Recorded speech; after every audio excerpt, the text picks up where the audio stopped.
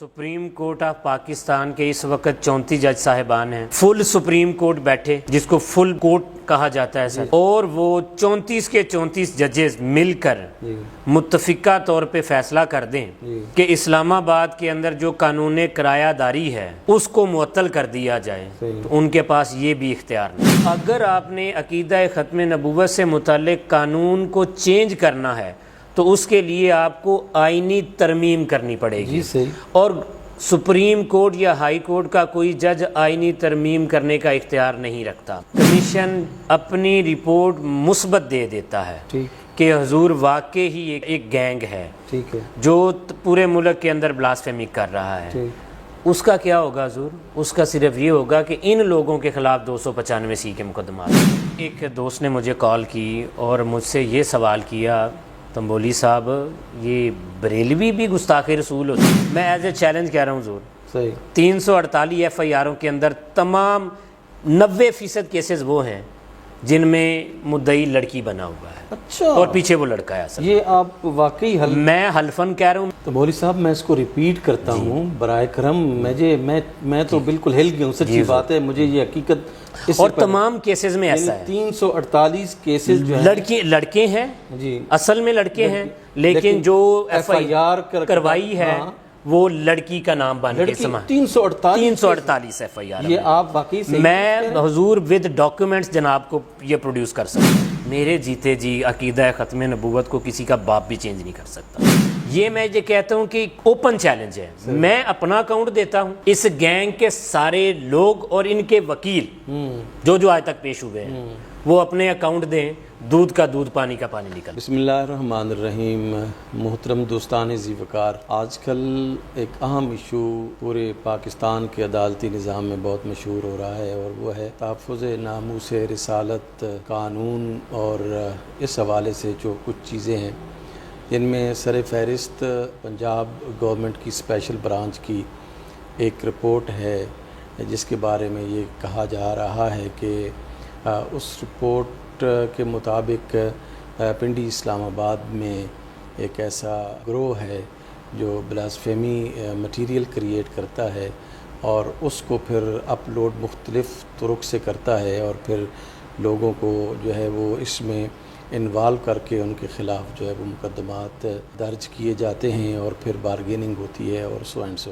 ये जब मसला जो है वो फ्लेयर अप हुआ तो मिली यकजहती कौंसिल पाकिस्तान, जो हमारा एक इत्तेहाद उम्मत के हवाले से बड़ा अहम इदारा है, और उसमें 25 से ज़ायद जमातें जो है वो इस फोरम पर और इस इत्तेहाद में शामिल हैं। तो ये जो है वो पेश किया गया उसके प्लेटफार्म पर, और इस पर फिर सहर हासिल बहस हुई, और बहुत सारी शकूक व शुबहात जो है उसके बाद भी पैदा हुए। मिली यकजहती कौंसिल ने फिर एक कौमी एक्शन कमेटी के नाम से जो है वो एक कमेटी तश्कील दी, जिसमें इसको जो है वो डिस्कस किया गया। तो उस गैंग के लोग भी जो है वो जो मुबैना तौर पर हम कह सकते हैं, उनको भी मौका दिया गया इस कमेटी के सामने, और इस रिपोर्ट के ख़िलाफ़ जो है वो अदालत में जो वकील थे जो प्रेजेंट कर रहे थे दूसरा वर्जन, वो मेरे नहती मोहतरम जनाब आसिफ अली तंबोली एडवोकेट साहब हैं। तो इनको आज हमने ना ज़हमत दी है कि इस हवाले से ये कुछ हक़ाइक़ हमारे सामने रखेंगे, क्योंकि मिली यकजहती कौंसिल का प्लेटफार्म था, उस पर जो मेरा अपना ज़ाती मौक़िफ़ था, मैंने कहा था कि अगर ये रिपोर्ट दुरुस्त है और ये गैंग एग्ज़िस्ट करता है तो फिर इसको जो है वो बिरतनाक सज़ा दी जानी चाहिए, और अगर ये गैंग जो है वो एग्ज़िस्ट नहीं करता और पंजाब हुकूमत की स्पेशल ब्रांच की रिपोर्ट जो है वो गलत है, तो ज़ाहिर है कि फिर उन लोगों को जो है वो सज़ा दी जानी चाहिए।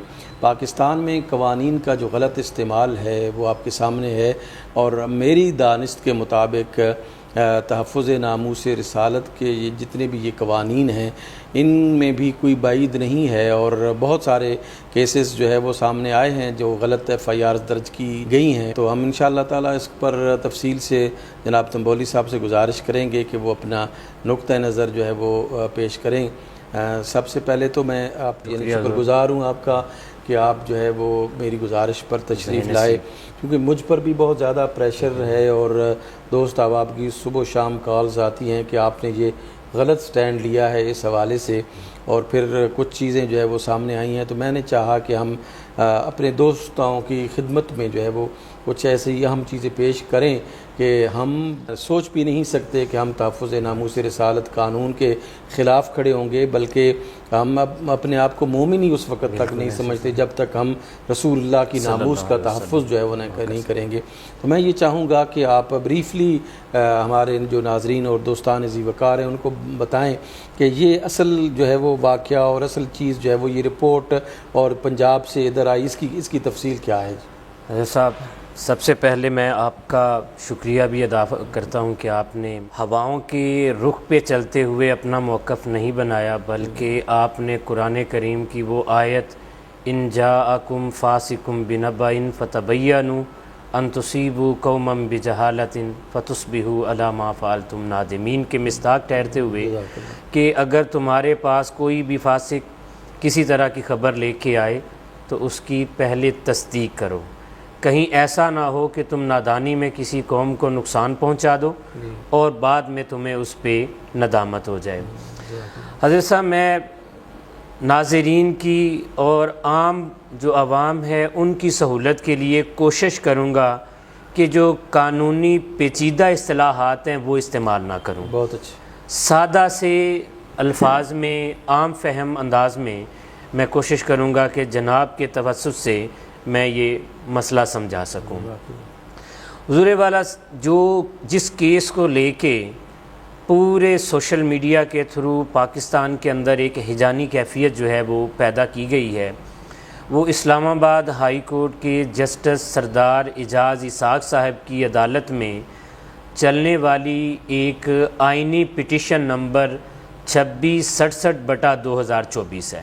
حضور، وہ پٹیشن کیا تھی؟ وہ پٹیشن یہ تھی کہ کچھ لوگوں پہ الزام لگا ہے کہ پاکستان کے اندر ہونے والی جو سائبر بلاسفیمی ہے، یعنی سوشل میڈیا، فیس بک، واٹس ایپ، ٹویٹر، انسٹاگرام پہ جتنی بھی بلاسفیمی ہو رہی ہے اس کے پیچھے ایک گروپ ہے، راولپنڈی اسلام آباد کے اندر ایک گینگ ہے، اور اس الزام کی جو بنیاد ہے وہ اسپیشل برانچ کی ایک رپورٹ ہے جس میں کم و بیش 10-11 لوگوں کو نامزد کیا گیا ہے کہ یہ وہ لوگ ہیں جو اس پوری بلاسفیمی کے پیچھے ہیں۔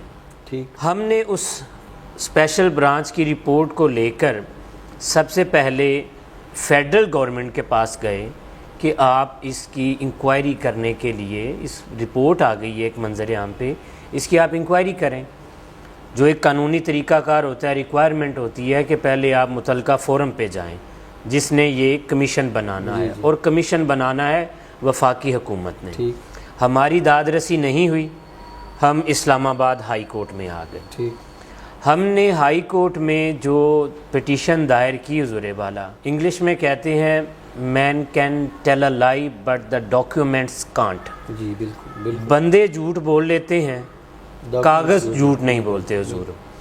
ہم نے جو پٹیشن دائر کی ہے اس پٹیشن میں 3 چیزیں جن کا سرے سے ذکر ہی نہیں ہے، اور نہ ہی ان 3 چیزوں کے حوالے سے عدالت نے کسی بھی طرح کا کوئی آرڈر کیا ہے۔ اس آرڈر میں صرف ایک چیز ہے حضور، صحیح، جو 3 چیزیں نہیں ہیں عالی جا پہلے میں وہ آپ کی خدمت میں عرض کر دیتا ہوں، اور جو ہے ایک چیز وہ میں اینڈ پہ ذکر کرتا ہوں۔ اس آرڈر میں جو ہماری پٹیشن ہے نا، پٹیشن میں، اور جو 4 ستمبر 2024 سے لے کر 15 جولائی 2025 تک یہ پٹیشن عدالت کے اندر زیر سماعت رہی ہے۔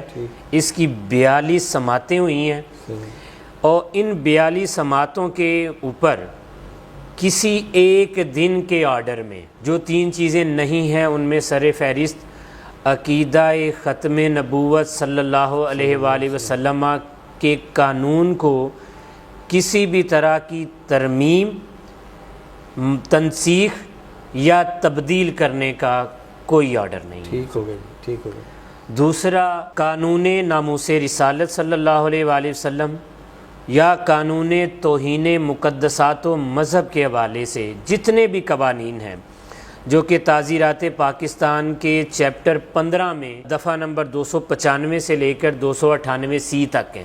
ان قوانین میں کسی بھی طرح کی تنسیخ، ترمیم یا تبدیل کرنے کا کوئی ذکر نہیں ہے۔ ٹھیک۔ اور تیسری جو چیز ہے کہ جتنے بھی بلاسفیمی کے ملزمان ہیں، یعنی توہین مذہب، توہین مقدسات کے جتنے بھی 767 ملزمان پورے ملک کے اندر ہیں، 348 FIRوں کے اندر، ٹھیک، کسی ایک بھی ملزم کو ضمانت پہ رہا کرنے کا، کسی ملزم کو بری کرنے کا، کسی ملزم کو جسے سزا ہو چکی ہے نیچے اس کی سزا ختم کرنے کا، یا کسی ملزم کے ٹرائل کو روک دینے کا آرڈر کسی پیشی پہ ہائی کورٹ نے نہیں کیا۔ صحیح۔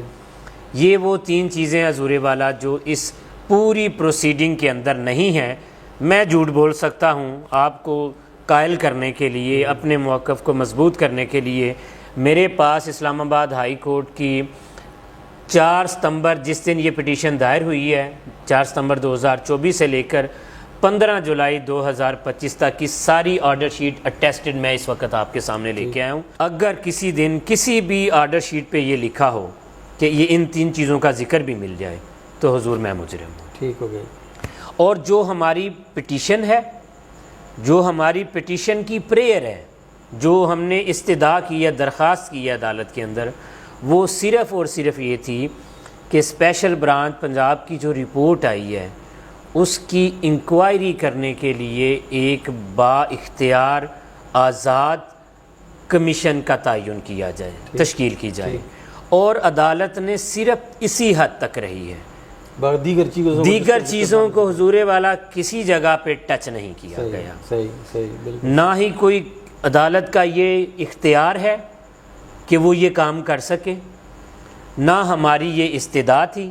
دیکھیں، اگر آج کے دن تک کمیشن کا 15 جولائی کا آرڈر آ گیا سردار اعجاز اسحاق صاحب کا، اس آرڈر کو جن لوگوں کا رپورٹ میں نام آیا تھا، جنہیں بلاسفیمی بزنس گینگ کا نام دیا جا رہا ہے، ان لوگوں نے 15 جولائی کے سردار اعجاز اسحاق صاحب کے آرڈر کو چیلنج کیا، انٹرا کورٹ اپیل دائر کی اسلام آباد ہائی کورٹ میں۔ ہائی کورٹ کے 2 ججز پہ مشتمل DB جسے ڈویژنل بینچ کہتے ہیں، انہوں نے سردار اعجاز اسحاق صاحب کے اس آرڈر کو وقتی طور پہ معطل کر دیا۔ ختم نہیں ہوا، معطل کر کے، یا جسے سادہ زبان میں سٹے کہتے ہیں، سٹے دے دیا ہے، اور ہمیں نوٹس ملا ہے 1 اکتوبر کی اگلی ہیرنگ ہے اس کی، آپ آئیں اور اپنے کیس کو بیان کریں کہ کیوں کمیشن بنایا جائے، جبکہ ہم بادی و نظر میں یہ دیکھ رہے ہیں کہ کمیشن نہیں بننا چاہیے۔ ضرور ہم جائیں گے، ہم جج صاحب کے سامنے گزارشات رکھیں گے کہ کمیشن بنانا کیوں ضروری ہے، لیکن ابھی تک کمیشن بنا نہیں حضور والا۔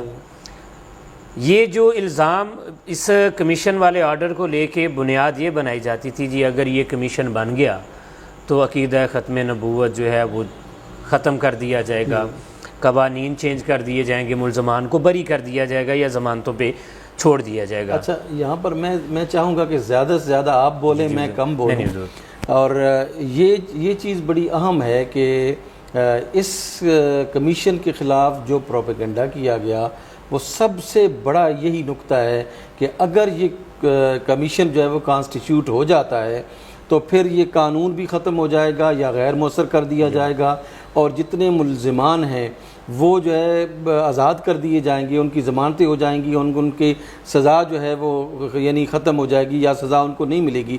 ایک آپ کے حوالے سے ایک بہت بڑا جو الزام میں اسے کہوں، کیونکہ میری سامنے تو الزام ہی ہے ابھی تک، وہ یہ ہے کہ آپ کے جو مخالفین ہیں وہ یہ کہتے ہیں کہ تنبولی صاحب جو ہے بعض ایسے لوگوں کی وکالت کر رہے ہیں جن کو سزائیں ہو چکی ہیں، اور ان سزاؤں کو جو ہے وہ ختم کروانے کے لیے یہ کام جو ہے وہ کر رہے ہیں، حالانکہ فرانسک رپورٹس اور جتنی بھی ہے وہ تمام کی موجودگی میں ججز نے جو ہے ان کو سزائیں دی ہیں، اور تنبولی صاحب جو ہے وہ ان کے یعنی وکیل کے طور پر جو ہے وہ کھڑے ہیں جن کو سزائیں ہو چکی ہیں۔ اس حوالے سے بھی حضور جو آپ کے سوال کا آخری حصہ ہے میں اس پہ آخر میں آؤں گا. جو پہلے والی باتیں ہیں کہ جی قانون میں ترمیم ہو جائے گی. حضور یہ تو اسلام آباد ہائی کورٹ کے ایک سنگل جج کا فیصلہ تھا نا, سردار اعجاز اسحاق صاحب کا کمیشن بنایا جائے. میں ایز اے چیلنج کہہ رہا ہوں, یہ سپریم کورٹ آف پاکستان کے اس وقت 34 جج صاحبان ہیں. فل سپریم کورٹ بیٹھے جس کو فل کورٹ کہا جاتا ہے سر, اور وہ 34 کے 34 ججز مل کر متفقہ طور پہ فیصلہ کر دیں کہ اسلام آباد کے اندر جو قانون کرایہ داری ہے اس کو معطل کر دیا جائے, تو ان کے پاس یہ بھی اختیار نہیں ہے. اچھا, یعنی ان کا کوئی یہ جورسڈکشن ہی نہیں ہے حضور. اچھا, جو عقیدہ ختم نبوت ہے علی جا, وہ آئین پاکستان کے آرٹیکل 260 سب آرٹیکل 3 کے اندر ڈیفائنڈ ہے. ٹھیک ہے, جس میں مسلمان کی تعریف یہ کی گئی ہے کہ جو جناب رحمت للعالمین صلی اللہ علیہ وآلہ وسلم کو ہر اعتبار سے آخری نبی مانتا ہو. تو اگر آپ نے عقیدہ ختم نبوت سے متعلق قانون کو چینج کرنا ہے تو اس کے لیے آپ کو آئینی ترمیم کرنی پڑے گی. اور سپریم کورٹ یا ہائی کورٹ کا کوئی جج آئینی ترمیم کرنے کا اختیار نہیں رکھتا.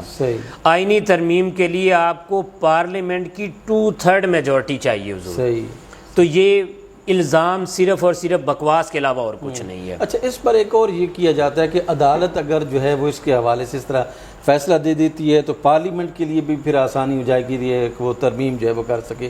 اس کو کہاں تک سر عدالت نے ابھی کیا آرڈر دیا ہے کہ وہ جو رپورٹ آئی ہے, اگر میں مثال کے طور پہ کہتا ہوں زورے والا, یہ ثابت ہو جاتا ہے, یہ والا ورژن میں بعد میں پیش کرتا ہوں, جو کمیشن بن جاتا ہے اس نے سب سے پہلے اس رپورٹ کو دیکھنا ہے پہلے کہ کیا واقعی یہ ایسی کوئی رپورٹ حکومت کے کاغذوں میں ہے بھی کہ نہیں, یا کسی نے ویسے ہی باہر کسی صحافی نے بیٹھ کے شوشہ چھوڑا ہے اور اس کو لے کر جو ہے پاکستان کے اندر ایک کوہرام مچا دیا گیا ہے.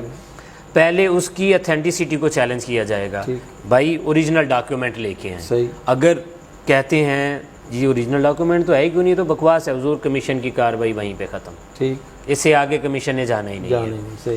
اور اگر کمیشن بیٹھ جاتا ہے تمام تر تحقیقات کے بعد, تمام میئرز اڈاپٹ کرنے کے بعد, کمیشن اپنی رپورٹ مثبت دے دیتا ہے کہ حضور واقعی ہی ایک گینگ ہے جو پورے ملک کے اندر بلاسفیمی کر رہا ہے, اس کا کیا ہوگا حضور؟ اس کا صرف یہ ہوگا کہ ان لوگوں کے خلاف 295C کے مقدمات ہوں گے.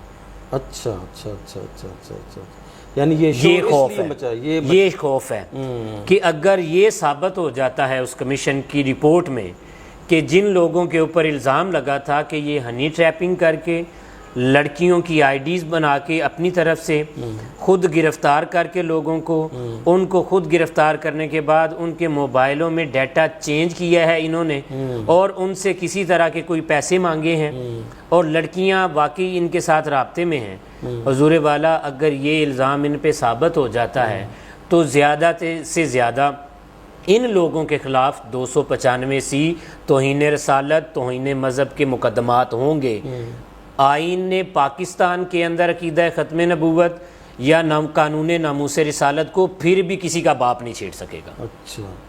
اچھا تنبولی صاحب, ایک ہمارے دوست جو بڑے میرے پرسنل کچھ دوست ہیں, جماعت اہل سنت میں بھی میں ایک اہم عہدے پر رہا ہوں, اور اس کے بعد بھی جب کچھ دوستوں کا خیال یہ ہے کہ اس قانون کے تحت جتنے بھی مقدمات بنے ہیں ان میں کوئی جھوٹا مقدمہ نہیں ہے, سب سچے مقدمات ہیں. اس حوالے سے آپ کیا حضور ایسی یہ تو پھر وہی ہے نا, وہی قاتل, وہی شاہد, وہی منصف ٹھہرے, اقربا میرے کریں خون کا دعویٰ کس پر.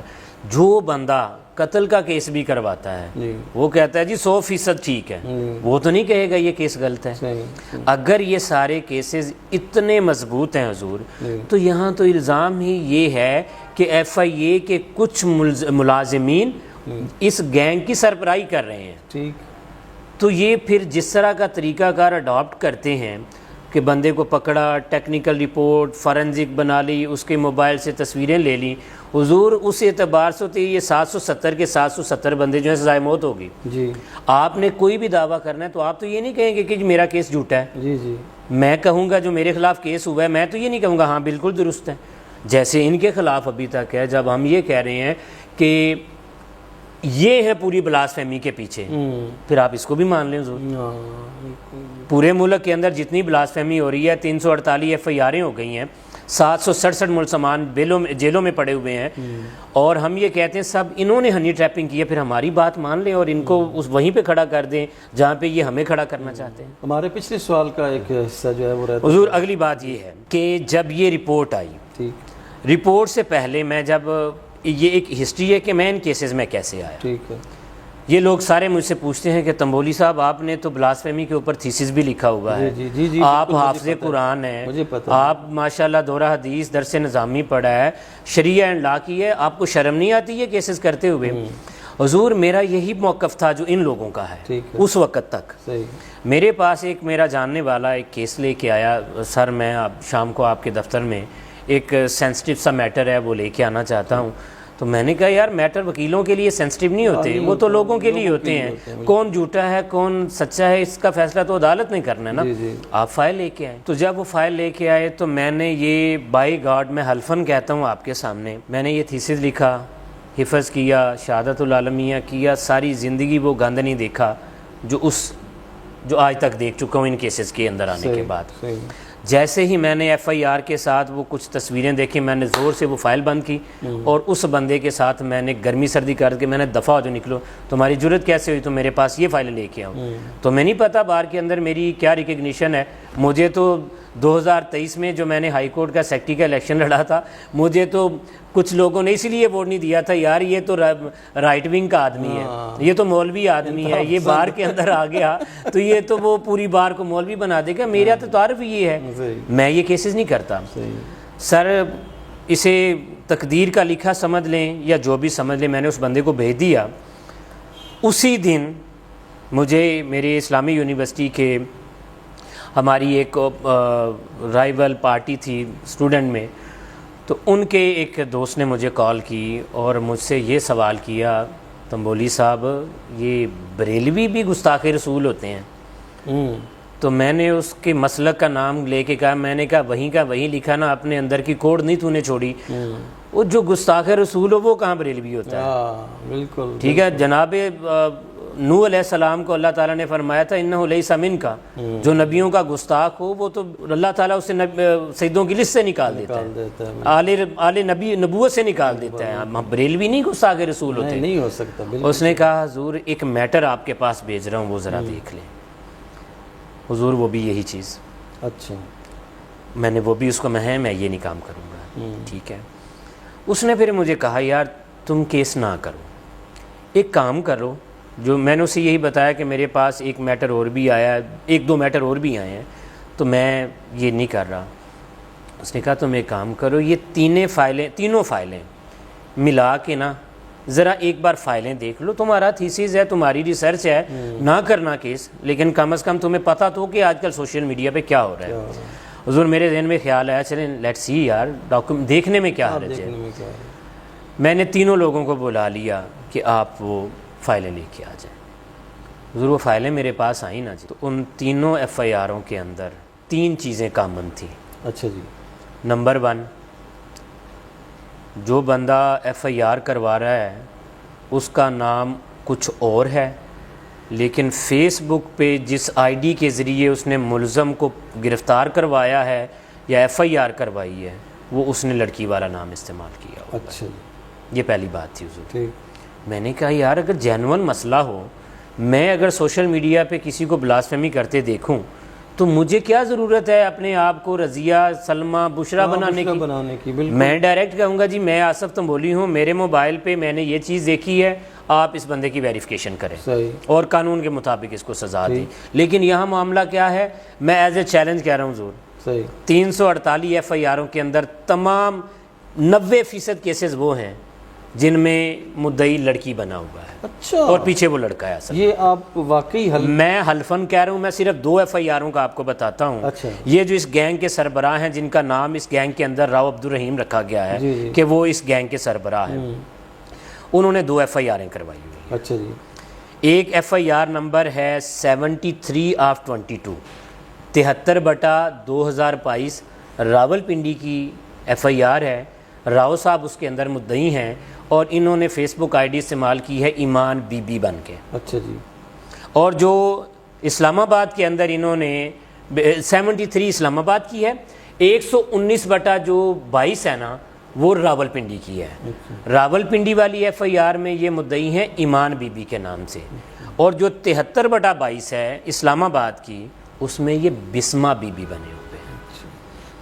تو مولوی صاحب میں اس کو ریپیٹ کرتا ہوں برائے کرم، میں تو بالکل ہل گیا ہوں، سچی بات ہے، مجھے یہ حقیقت اور تمام کیسز میں ایسا ہے 348 کیسز جو ہیں لڑکے ہیں جی، اصل میں لڑکے ہیں، لیکن جو ایف آئی آر کروائی ہے وہ لڑکی کا نام بن کے سما 348 ایف آئی آر. یہ آپ واقعی میں حضور ود ڈاکیومنٹس جناب کو یہ پروڈیوس کر سکتا ہوں. 348 کیسز میں خواتین نے یہ ایف آئی آرز کرائی ہیں. اصل پیچھے بندہ ہے، جو بھی ہے اصل بندہ ہے، میں سمجھ گیا ہوں، لیکن ایف آئی آر کرانے والی خواتین جو سوشل میڈیا استعمال کیا گیا نا، سوشل میڈیا پہ نام میں آصف تنبولی ہوں ویسے جو پوری کاروائی کے پیچھے ہوں، لیکن فیس بک پہ میں نے خاتون کا نام استعمال نہ کے اس کو ٹریپ کیا ہوا ہے. یہ حضور میرے محترم ناظرین اور دوستان ذی وقار، یہ آپ دیکھ لیں کہ میرے پاس کچھ دوست جو ہے وہ آئے تھے اور انہوں نے کہا تھا کہ وہ بالکل درست اور صحیح کیسز ہیں. مجھے اس بات کی انفارمیشن نہیں تھی کہ 348 کیسز جو ہیں ان کے پیچھے جو بھی ہے، لیکن ایف آئی آرز جو ہے وہ خواتین کے نام سے جو ہے وہ کروائی گئی. یہ کتنا بڑا ظلم ہے اور کتنی بڑی زیادتی ہے ناموس رسالت کے ساتھ اور تحفظ ناموس رسالت قانون کے ساتھ. اور اس کے اندر حضور ہوتا کیا ہے، یہ بھی میں اگلا چیلنج آپ کو کرنے لگا ہوں. ان میں سے کسی ملزم کو ایف آئی اے نے گرفتار نہیں کیا، کسی ایک کو بھی ایف آئی اے نے گرفتار نہیں کیا.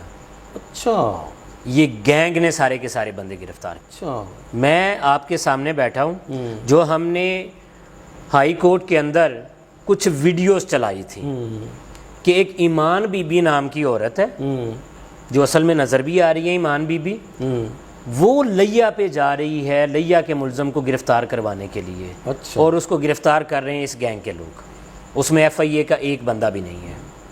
یہ ہم نے ویڈیو ثبوت عدالتوں کے اندر چلائے. تو مولوی صاحب میرے پاس بھی جو کچھ لوگ آئے تھے انہوں نے یہی کہا ہم خود گرفتار کروا رہے ہیں. جی یس سر. تو میں یہ سمجھنے سے قاصر تھا کہ یہ سلسلہ کیا ہے، یعنی یہ کیوں خود اتنا ان کو اس سے پہلے تو کبھی ایسا نہیں ہوا. پھر خواتین اگر یہ ایف آئی آرز کرانا شروع ہو جائیں، جیسا کہ یعنی پس پردہ میں نہیں دیکھتا کہ کون ہے، میں یہ دیکھ رہا ہوں کہ ایف آئی آر کرانے والا مرد ہے یا عورت ہے، تو خواتین کا اس معاملے سے کیا تعلق بنتا ہے کہ وہ ایف آئی آر جو ہے حضور ایف آئی آر خاتون کروا سکتی ہے، کوئی امرمان.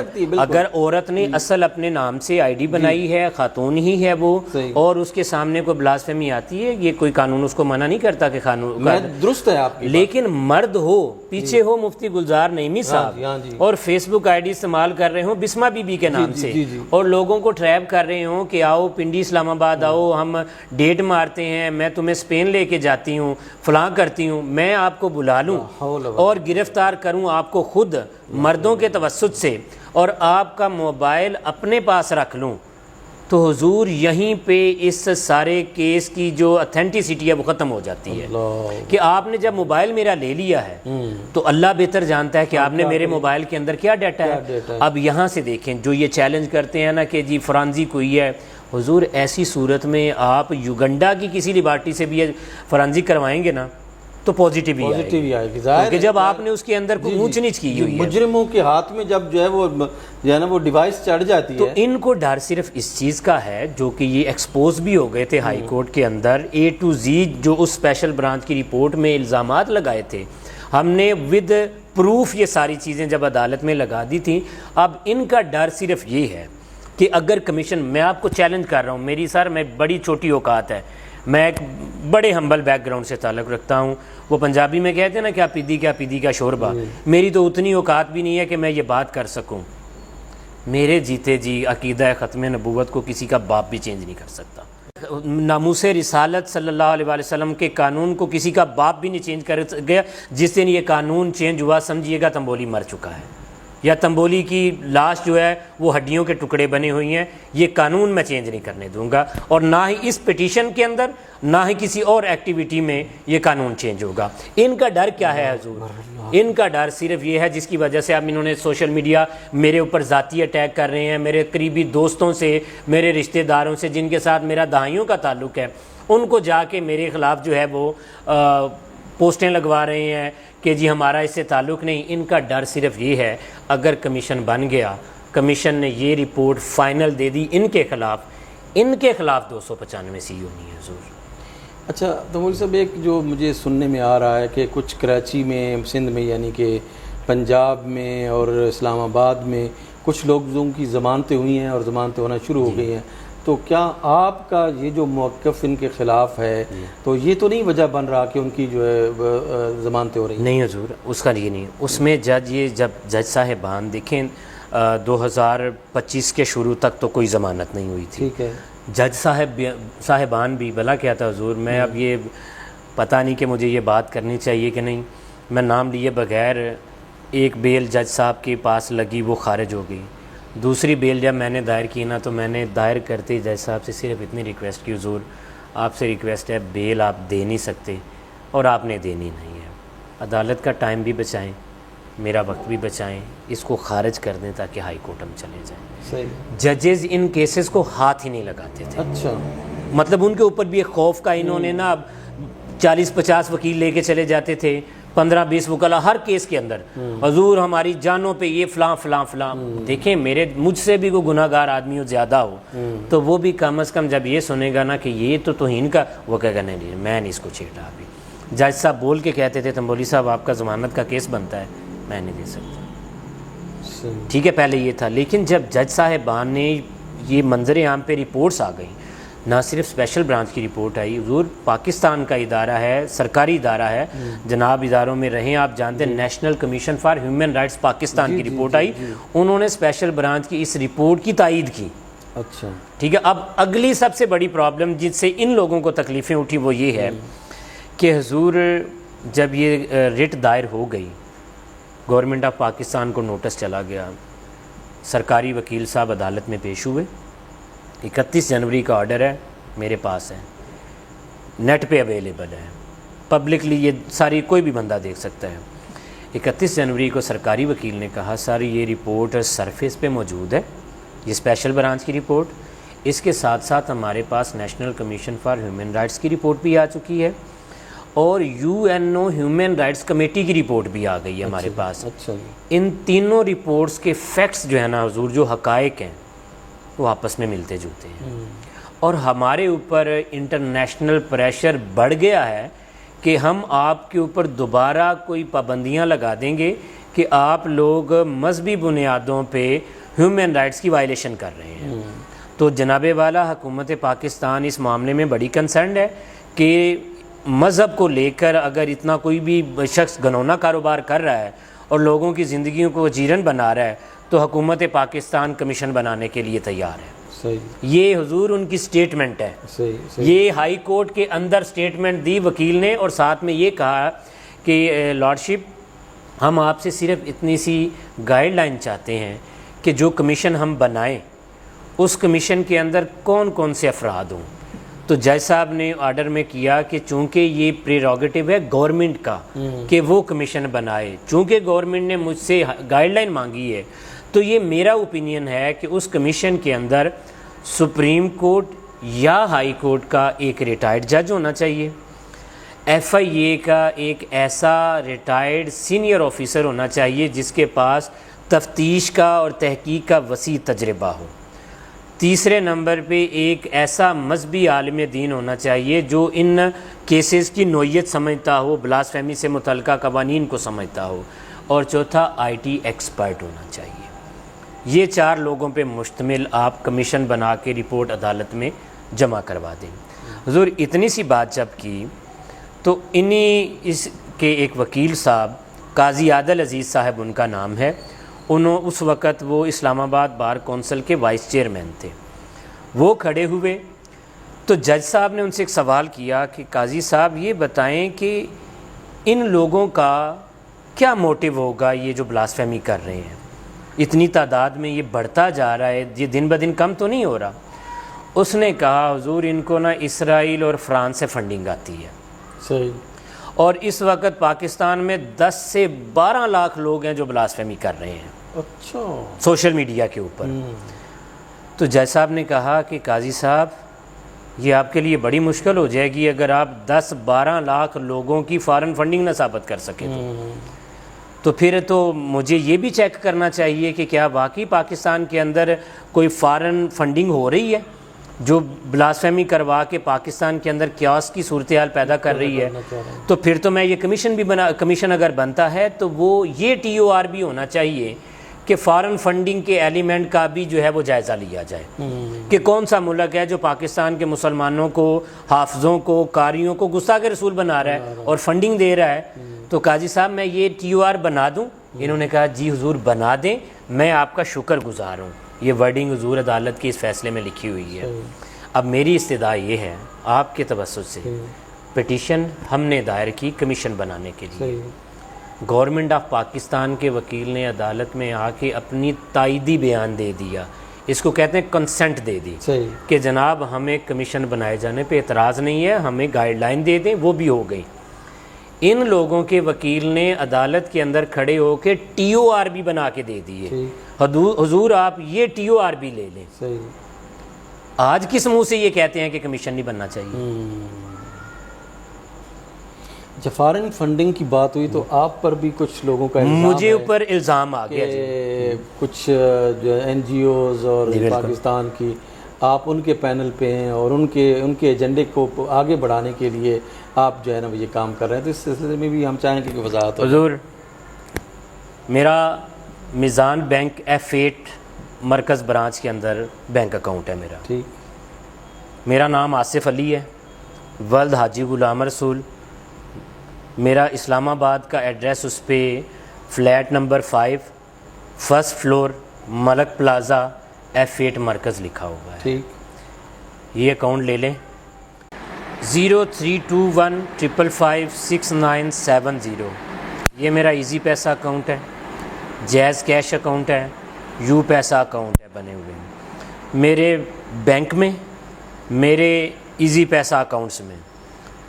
میں حضور لاکھوں کروڑوں کی بات نہیں کرتا، $5 کی ٹرانزیکشن ثابت کر دیں جو کسی فارن ایلیمنٹ نے یا کسی NGO نے یا کوئی ایسا ایجنڈا رکھنے والے ممالک نے اگر میرے پاس بھیجی ہوں تو جو چور کی سزا وہ میری سزا۔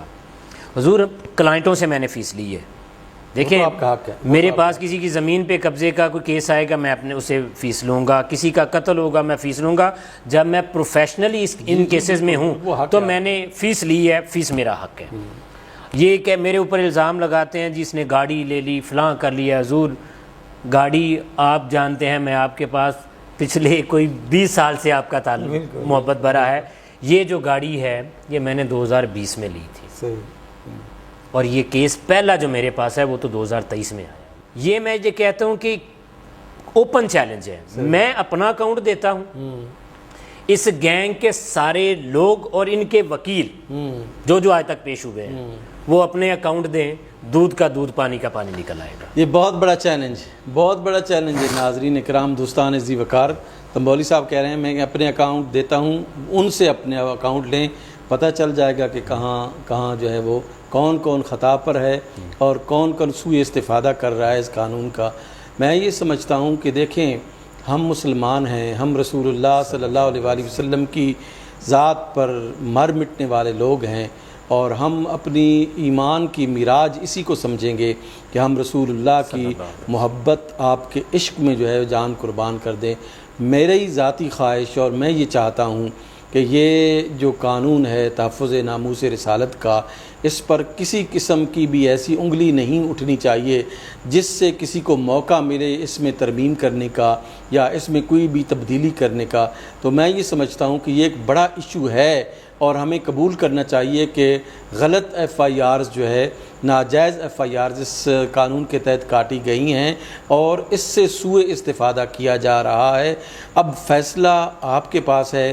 جو سوالات مجھ سے کیے گئے، میں نے محترم آصف علی تنبولی صاحب ایڈوکیٹ کو یہاں پر زحمت دی، ان کی محبت ہے، ان کا پیار ہے کہ وہ تشریف لائے۔